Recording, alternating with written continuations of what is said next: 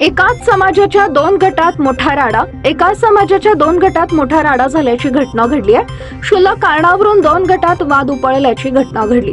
वादानंतर दोन गट आमने सामने आले, त्यानंतर दोन्ही गटात दगडफेक झाल्याची घटना घडली। यावेळी 4 चाकी वाहन पेटवण्यात आल्याची ही घटना घडली आहे। अकोला जिल्ह्यातील बाळापूर तालुक्यातील हातरुण गावातून मोठी बातमी हाती आली आहे। अकोल्यात दोन गटात वाद पेटल्यानंतर एका गटानं 4 चाकी वाहन पेटवल्याची घटना घडली आहे। या घटनेत 4 जण जखमी झाले, तर दोन्ही गटातील काही व्यक्तींना पोलिसांनी ताब्यात घेतलंय। या घटनेतील 6 जखमींवर अकोल्याच्या जिल्हा रुग्णालयात उपचार सुरू करण्यात आले आहेत। हातरुण गावात मोठा पोलीस बंदोबस्त लावण्यात आलेला आहे।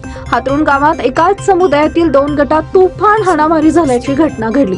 आज दुपारच्या सुमारास ही घटना घडली आहे। पोलिसात आपल्या विरोधात तक्रार दिल्याच्या संशयावरून आपल्या एका गटातील काही जणांनी दुसऱ्या गटावर हल्ला चढवला। यानंतर दोन्ही गटामध्ये तुफान हाणामारी झाल्याची घटना घडली। यामध्ये एका वाहनाची जाळपोळ करण्यात आली आहे।